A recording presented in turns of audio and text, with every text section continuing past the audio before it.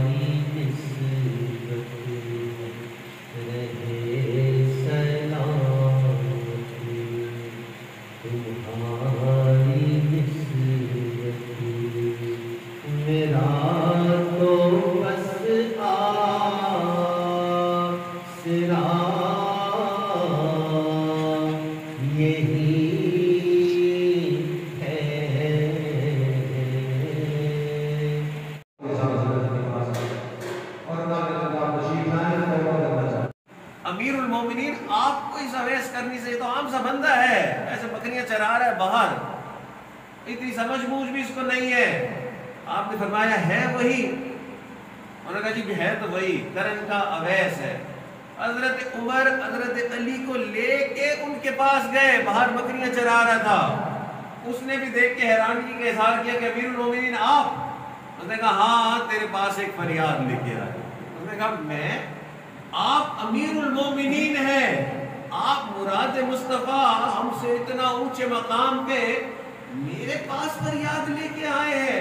कहता है हाँ, एक फरियाद लेके आया हूँ, तू मेरे लिए और ये मेरा भाई हजरत अली थे साथ, फरमाया हम दोनों के लिए दुआ कर दे कि अल्लाह हमारी मग़फ़िरत करे।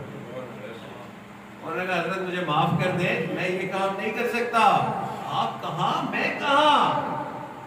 तो कहा नहीं, मेरे महबूब ने फरमाया है, तूने अपनी वालदा की ऐसी खिदमत की है कि तेरे उठे में हाथ अल्लाह रद्द नहीं फरमाते, तू हमारी ये फरियाद कबूल कर।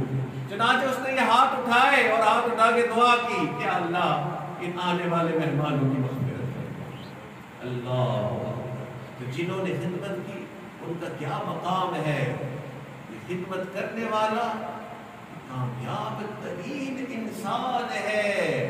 इसीलिए बुजुर्गों का कौल है कि जिसने दूसरों की खिदमत की, अल्लाह रब्बुल इज़्ज़त उस पर अपनी रहमतें नाज़िल करते हैं।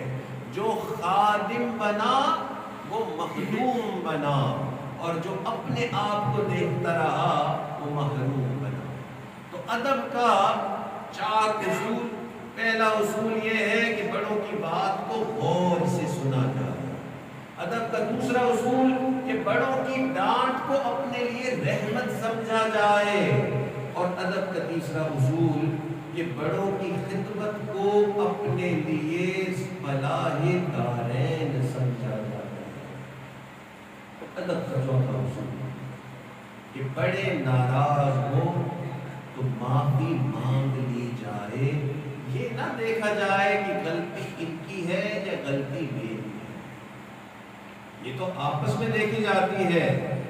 बड़ों के साथ ये नहीं देखा जाता कि गलती किसकी है। बड़े नाराज हैं तो माफी मांग ली, तो ये बहुत बड़ी सआदत है।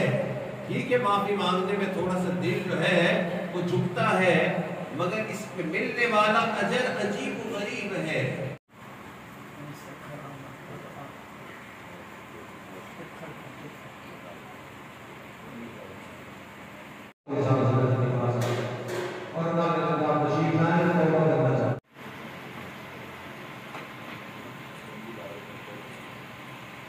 से तो बचपन की यादें भी वाबस्ता हैं, इसी दौड़ के सोते